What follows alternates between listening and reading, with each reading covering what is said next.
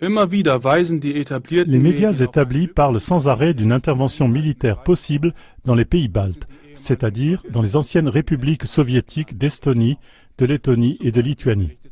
Le magazine politique Rundschau de la télévision suisse SRF, par exemple, a relaté la présence en Estonie de milices qui s'entraînent régulièrement les week-ends pour, je cite SRF, se préparer au pire. En Estonie, en Lettonie et en Lituanie, il y aurait un malaise à cause de leurs voisines russes, de plus en plus agressives. Mais quand on regarde d'un peu plus près l'argument de la prétendue agressivité de la voisine russe, il y a finalement ces deux affirmations qui reviennent toujours. Premièrement, l'annexion de la Crimée, et deuxièmement, l'agression en Ukraine de l'Est, deux choses qui auraient été un choc également pour les pays baltes. La Russie aurait utilisé la force pour modifier les frontières européennes existantes, ce qui serait une transgression des tabous d'après SRF. Mais si on parle de transgression des tabous, il semble que les médias établis ont complètement mis de côté une chose, à savoir avec quelle affaire la transgression des tabous avait réellement commencé.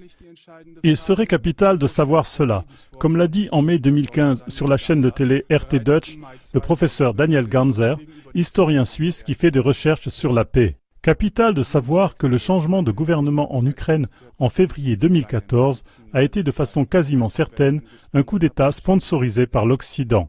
C'est uniquement ce coup d'État sanglant qui aurait suscité l'effondrement de l'économie et la guerre civile dans l'est de l'Ukraine.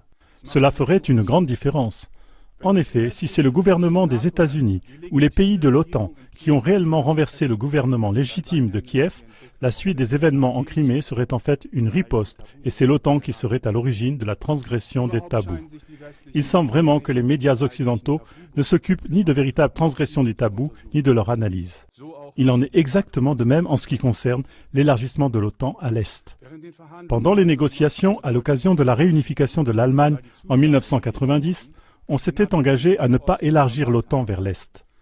Il était prévu qu'en contrepartie, toutes les troupes soviétiques se retireraient du territoire de l'ancienne RDA, ce qui avait effectivement été fait.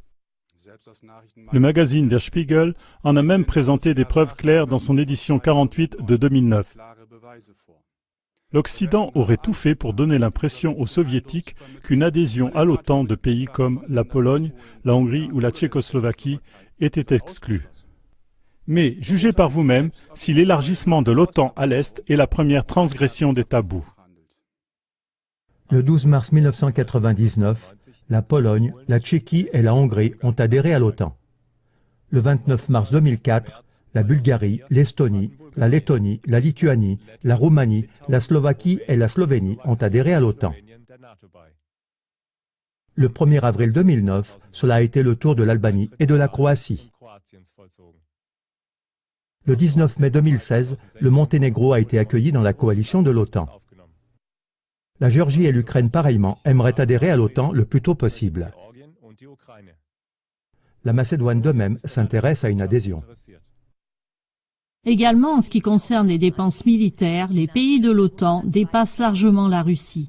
Ainsi, le représentant russe de l'OTAN, Alexander Grushko, a dit le 16 février 2016 que les dépenses militaires de l'ensemble des pays européens de l'OTAN, plus de 250 milliards d'euros, dépassent le budget militaire total de la Russie et de la Chine réunis. Et pourtant, les pays européens de l'OTAN ne contribuent même pas pour 30% de l'enveloppe budgétaire de l'OTAN, les États-Unis en assurant plus de 65%. Selon une étude de l'Institut international suédois de recherche sur la paix, SIPRI, les dépenses militaires de l'OTAN se sont élevées en 2015 à 904,9 milliards de dollars, dont 595,5 milliards apportés par les États-Unis à eux seuls.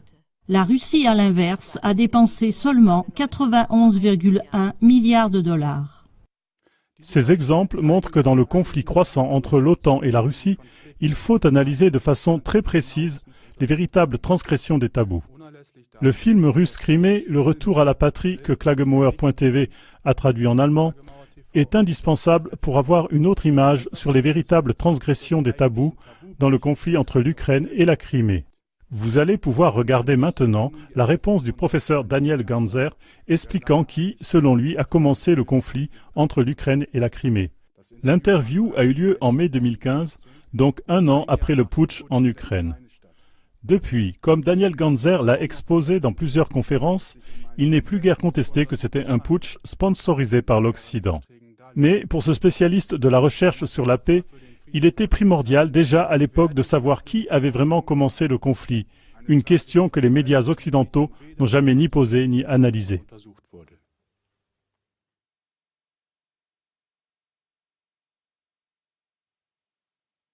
Les relations entre la Russie et l'Allemagne ne sont pas très bonnes et c'est à cause de la crise en Ukraine. Mais qui est responsable de la crise en Ukraine? Est-ce que c'était un changement de régime sponsorisé par l'Occident qui a déclenché l'effondrement économique et la guerre civile? Et si c'est le cas, pourquoi est-ce la faute de Poutine? L'historien et spécialiste de la paix Daniel Ganzer dit que c'était un coup d'État qui a probablement été sponsorisé par l'Occident. Oui, probablement. Pourquoi répondez-vous de manière si prudente? Parce que ce n'est pas encore clair. À l'heure actuelle, nous savons seulement que le 20 février 2014, les tireurs d'élite ont assassiné des manifestants et des policiers au Maïdan, et on a dit tout de suite que le responsable était indubitablement Yanukovych, le président renversé par la suite, et que ce massacre qui a été indubitablement commis par des tireurs d'élite a amené au renversement du président. Mais est-ce que ces tireurs d'élite étaient sous le commandement de Yanukovych? Ce n'est pas clair. Car avec cela, il aurait déclenché son propre renversement. Et alors on se pose la question, qui étaient ces tireurs d'élite? Et les historiens sont toujours en train de faire des recherches, car ces massacres commis par ces tireurs d'élite le 20 février n'ont pas encore été élucidés. Et y aura-t-il un jour des réponses à cela? Maintenant, il y a des analystes de la CIA qui viennent devant les caméras. Ray McGovern est l'un d'eux et il dit que c'était un coup d'État sponsorisé par l'Occident. Et sa thèse, c'est que ces tireurs d'élite ont été contrôlés par les États-Unis et par les pays de l'OTAN. Ça pourrait aussi être des unités locales, c'est-à-dire des personnes d'Ukraine qui voulaient renverser le président. Mais je dis que pour nous, c'est très important de découvrir comment s'est passé ce changement de régime. Changement de régime, ça veut dire coup d'État, et nous savons qu'il y a déjà eu beaucoup de coups d'État.